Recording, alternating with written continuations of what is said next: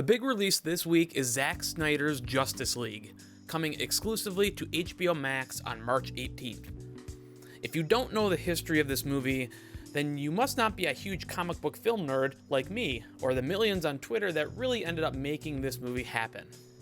It's basically a director's cut of the 2017 DC Comics Extended Universe film Justice League, and this new version is a whopping 4 hours and 3 minutes long, compared to the original theatrical version, which was barely 2 hours.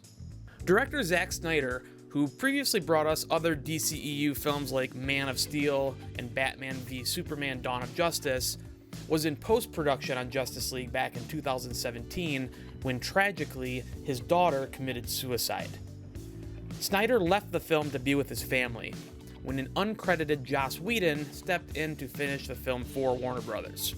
Whedon had directed the first Avengers movie as well as Avengers Age of Ultron, so the studio thought that Justice League would be in good hands. But Whedon and Snyder's visions couldn't have been further apart. By all accounts, Justice League was a massive failure, bashed by critics and fans, and underperforming at the box office. That's when chatter online began for a Zack Snyder cut of the film, so that the director could finally realize his version. 4 years and $70 million additional dollars later, and Zack Snyder's Justice League is finally here. Impressively, this is a much better overall film than the original, and somehow, some way, at over 4 hours, it feels more focused. Characters are given much more room to grow and breathe, and certain characters like Cyborg or the Flash, who were sort of pushed aside in the first film, are really fleshed out. The movie itself is really an entirely new film, not just a change here and there.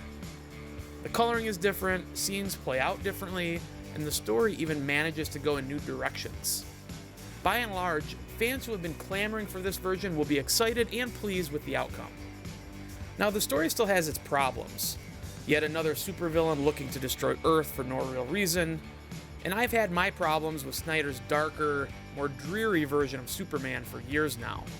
So this movie didn't go from terrible to great all of a sudden.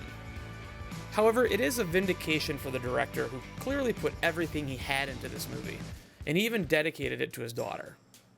It's hard not to root for this film to have success. This is not some auteur tinkering with his masterpiece, but instead is a grieving dad who is determined not to leave unfinished business on the table.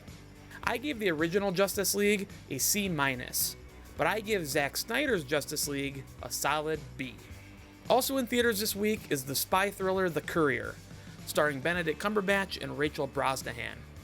And new on Netflix is the compelling documentary Operation Varsity Blues: The College Admissions Scandal.